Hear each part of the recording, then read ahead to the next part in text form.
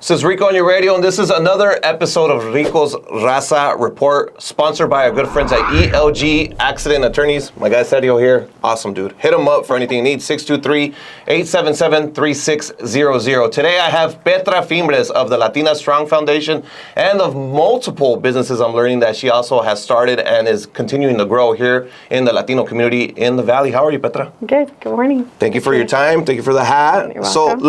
let's talk about this. First of all, Petra was super nervous. She texted me. She goes, "You didn't send me questions." And I always tell Petra and all the people I interview, I don't like sending questions for one reason. One, I never really prep for my interviews, and they always come out great, thank God. But the other reason why, too, is because when I ask you these questions, I always want the answers to be as raw and as organic as they are. And I feel like if I send you the questions, then everything's going to sound and feel scripted. That's the main reason why I don't. Not to put you guys on the spot or make you nervous, but Petra, question number one is this. Where were you born? Where are you from? And why is it that you have been able to uplift yourself and grow from where you came from, your background, and put you in the position that you're in now? Okay, thank you. So my name's Petra Fimbres. I'm born and raised here in Phoenix, Arizona. My dad is the oldest of 10, and my mom's one of 12, all born here in Arizona, and they all live here as well. Nice. So I always say, people tell me you know a lot of people, and I always say if I'm not related to them, I'm pretty sure somebody knows somebody. So yeah, I know some people. It's like when a Latino wins the lottery, everybody's your cousin. They come out of everywhere, right? Oh man, that's so funny. So a little bit of background on you. I'm locally here. I was born in Phoenix, raised in Glendale on the west side. But how did you get started doing what you were doing? Like what did you have to overcome? Like what were the obstacles you saw growing up as a young Latina back then and all that? And just because of our ethnicity, because we always get labeled as minorities, even though when we are the majority minority in the entire country. Like, what did you have to overcome? Like, talk to us about that. Well, first, probably being female. I love playing sports. I always, all the cousins that were my age were boys, so I would always play with all my cousins. So I grew up playing soccer, softball, basketball, volleyball, and I think in high school they wanted me to try out for the baseball team. At one time, so that was really funny. Okay, so but I think that's one of the things is growing up with a lot of boys and males in my family. So being female. The other one would be just always being in a space where, I guess I'll give you an example. I always wanted to be a voice of the people and help people out. I worked in the neuro ICU at Good Sam for 11 years, and back when 60% of the injured workers were Spanish speaking only. And I think that's what led me into the space of work comp. Because of all the employees at one hospital, only 5 spoke Spanish. Man. And that was very challenging because, you know, once you get injured on the job and say you're undocumented, whether you're documented or not, the state law says that the employer has to take care of the employee. Yep. And yeah, that was not in favor for the employee. You know, saying if you say you got injured at work, we're going to deport you. You're going to lose your job. You won't be able to support your family. And then they would voice that to me, and I just wanted to help them, and give them hope. And it doesn't have to be that way. So I think that's where I thought my calling was more of helping people, and so I've been able to create that over the years. That's awesome. I'm relate to you on that because 20-some years ago, I was a physical therapy assistant. Did it for 5 years, and I remember a lot of injured Latinos would come in that didn't speak a drop of English, and I was the only bilingual employee there. And my boss would be like, "Can you help me?" And they would tell me their situations where workman's comp doesn't want to cover me because some of them were here, unfortunately, you know, illegally, but they were still working and doing their part, paying their tax, stuff like that. But I remember hearing about that too, and it was just like, it was so unfair. Yeah. And I just figured if they had a voice that could help them out there, and that's where I felt like, all right, I got to do something else than what I'm doing. Thank God I'm in radio now, because then I could be a different voice as well. But talk to me more about your upbringing, like how was it growing up here in the Valley back then? Like when you see figures on TV, when you see figures in the community, like political or whatever it is you see, like the difference then to what you see now, because now I see more of our people coming up and doing bigger things. From you, Sergio, like we have somebody who had Coach JD the last time. Like I see so many of our people doing positive things versus the way they still try to paint us, like Yeah. in this image that we're not. You know, what's the difference from then to now that you notice? It's crazy because, you know, us growing up, we didn't have the social media. We didn't have the technology that we do today. So I want to say our generation back then was probably more driven and worked a lot harder to get where we are today. And then it's just a plus for the ones that want to learn how to do social media and the texting and whatnot. Because there's still probably people in my generation that they don't even want to email. Email, they don't text, they got one word, yes, no. So I think that, you know, like being able to change with the times and, help yourself grow. Exactly. Super important. Yeah. That's why I love this space that we have now. It's like we take advantage of it in such a positive way to uplift and just to show our community and also just show the people that watch these interviews, these types of interviews. It's like the importance of never give up just because of your ethnicity or your gender. It doesn't matter. Like, you got a dream, go out there, pursue it, chase it. It might be crazy to you, or it might be crazy to other people, but so what? As long as it makes sense to you in your brain space, I say, then that's all that matters, you know. And I think it helps others see that might be feeling the same way you feel. Be like, hey, if she could do it, if he could do it, why can't I? The only thing stopping us is us at the end of the day, to be honest. Yes, there's obstacles, but I think you and I here and the future people we have on the show will be proof of, like, you could overcome them no matter what they throw in front of you. Absolutely. I think one of the things I always try to tell even to my kids is only you can make you happen. I mean, you're the one that makes the choices. You need to decide what's best for you and just do what it takes to pursue that. So exactly. So let's talk about the Latina Strong Foundation, Frida's Garden, and all the things that you have going on that you do. All right, so Latina Strong Foundation came about 13 years ago. It was for, well, I guess I should back it up. I was always passionate about closing the gap in Hispanic health disparities, and the language has always been number one. And I belong to probably every local national organization that advocate for Latino health. And one of them is the National Hispanic Medical Association. It's a national organization. We do have a chapter here. And that is over 50,000 Latino physicians in the States. And I'm a part of that. Nice. 13 years ago, back then it was called Obamacare, so right now the Affordable Care Act, when there was a conference in D.C., and it was all physicians and me. And I remember they were talking about changing all the medical records to AMR, you know, from paper charting to electronic charting. And then the other one was, it was going to be from fee-for-service to fee-for-value care. And I'll explain that one. But nobody was talking about there are going to be more Latinos on healthcare than ever before. And nobody was talking about how are we going to educate them? Who's going to talk to them about prevention? Who's going to tell a Latino man, a gentleman, like, Dad, if you have diabetes in your family, you need to go get checked out. One of the biggest ones is prostate cancer.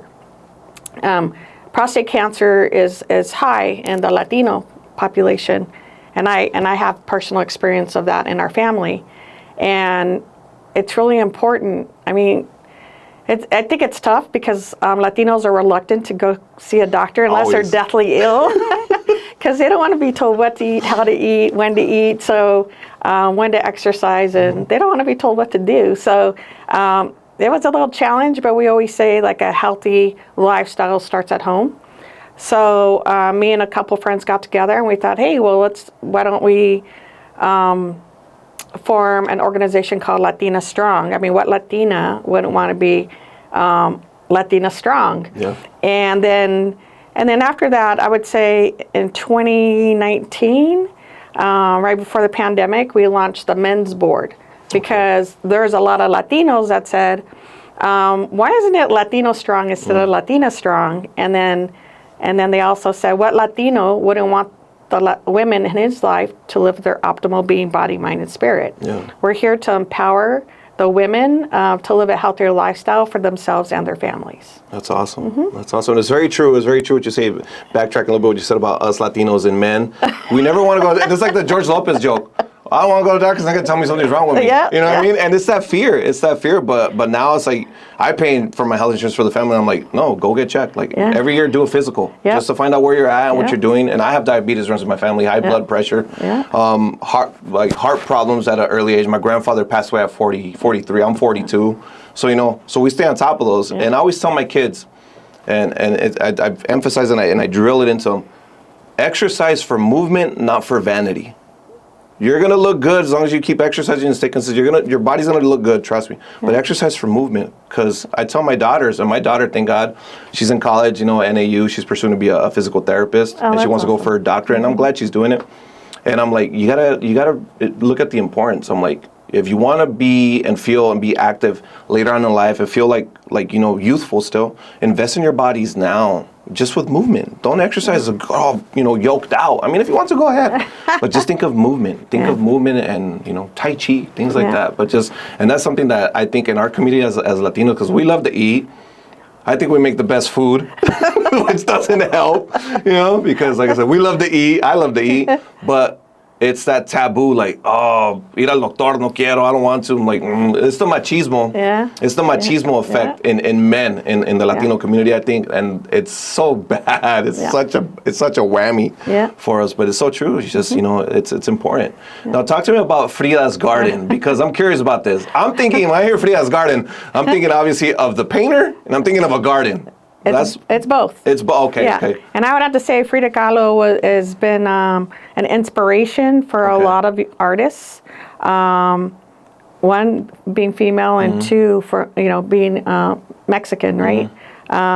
And so that's one. And the second thing, it's a place to grow. Okay. Right. Okay. Frida's actual garden has been just blooming over the decades. Nice. Over 100 years, and it is beautiful. Awesome. And so we named it Frida's Garden, a place to grow. It's an art gallery event space that educates social determinants of health through art. It gives a home to organizations that don't have a brick and mortar but add value to the community. We have over 30 local artists year round, and this is we opened right before the pandemic. Okay. It was a little rough, but here we are. We're going to be going on 7 years. Awesome. So I'm real excited about that. We do amazing things for the community, and it's for the people, by the people. Awesome. And we have an upcoming toy and hygiene drive with community partners like ELG, Frida's Garden, Latina Strong, Fire 493. Okay. So we have over 60 fire departments that have our boxes that SRP provides for us.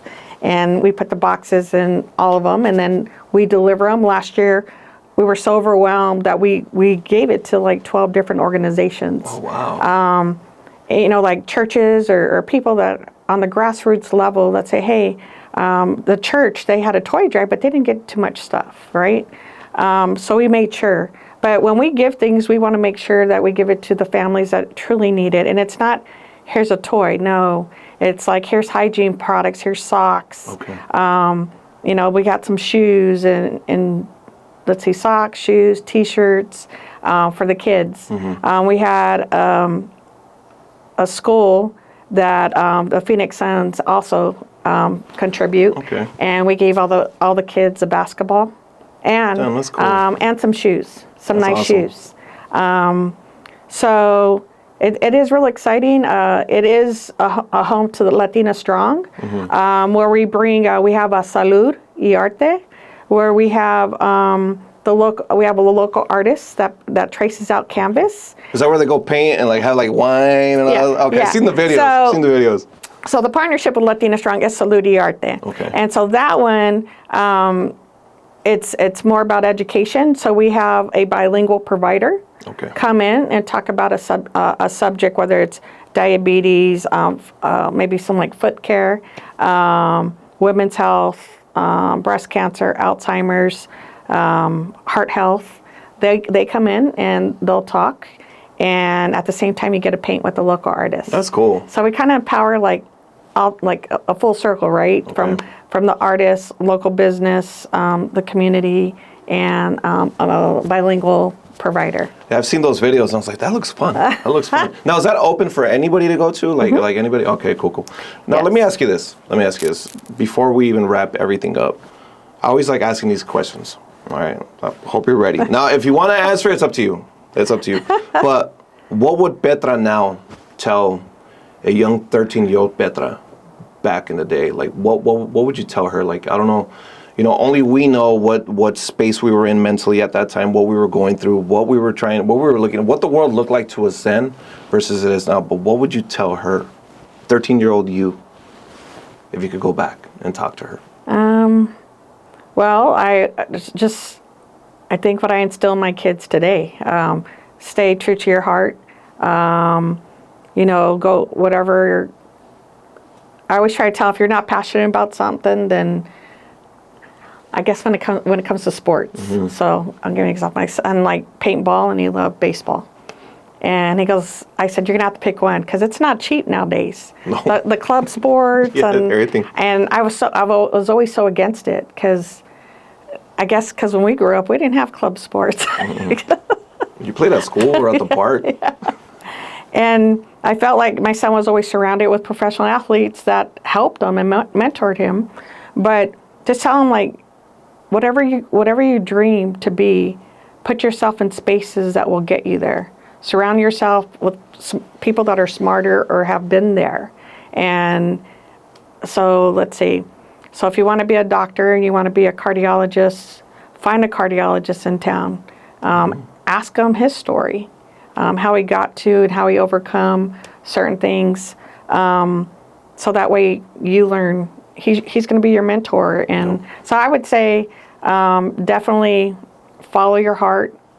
You could be anything you want to be. I'm a true believer of that. That's true. And again, only you can make you happen. So that's it. Very true. Yeah. Manifestation. Yeah. Manifest it. It's Absolutely. so true. It is very scary how real it is. Manifestation is real. Yeah. Trust me. But thank you, Petra. Before we wrap up, let everybody know where they could follow you on social media, follow your foundation, follow Frida's Garden. Also, we didn't cover this one. You said you have this new one called Simba. Yes. Let's talk about that. Okay. So I started a marketing sports management company 30 years ago. That has always been my business, marketing and working with athletes. And it wasn't until January an athlete reminded me, oh my God, it's been 30 years. Yeah. I had no idea. I guess, when you're just passionate about what you do, and I'm not keeping track. And so last year we launched an organization called Simba's Helping Hands. It's with Andrelton Simmons. He's 4-time Golden Glove and 1 Platinum Glove MLB player. And it was really exciting. Majority of my time was spent there at Simba's. And it's to empower the kids and give them opportunity that he didn't have growing up, which is sports, culinary, and the arts. It's real, and music. He is from the island of Curacao. So last year I was able to spend time, like a month and a half. Our goal is to build a community center out there. But we're also empowering kids here in Arizona, in California, and in Oklahoma as well. Wow. He went to a junior college out there, so he wants to be able to give back to those kids as well. And the scholarship should be launching in a month. That's awesome. For some kids as well, and that's simbashelpinghands.com. That's cool. And Latina Strong, our Instagram is LatinaStrong_Foundation. Our website's latinastrong.org. You can go there to see upcoming events. And also, we launched our scholarship on September 15th, and it will be open until December 15th. And then we have the toy drive and hygiene drive. And then upcoming in March is our big signature event, our golf tournament. And so it will be March 27th at the Arizona Biltmore, and all that information will be there on the website. You invited me to that one this past year. Yeah. I'm definitely gonna go out there this coming year. I don't know how to golf. Yeah. But man, I could drive a golf cart really, really good. Yeah. I could be the chauffeur. Absolutely. So ELG has been a big supporter every year. I'll ride with him. Yeah. I would Sergio. I'll drive him around. I'll be his caddy. Just don't beat me up like the kid at Happy Gilmore. So that's awesome. I mean, I think having the support of the community and the people that 100%. embrace you for your grassroots efforts, I do feel like Frida's Garden Latina Strong definitely has the trust of the people, and I think that's very important in our community. Very true. That's it. Thank you for your time, Petra. I appreciate you. Make sure you guys follow, reach out for all her foundations and stuff like that. Any questions? And remember, like, dream big, chase them. And it's like I wrote back in junior high, you've got to sacrifice sleep to make your dreams a reality. So go for it. And thank you. It's Rico's Raza Report, and thank you, Petra. I appreciate it. Thank you.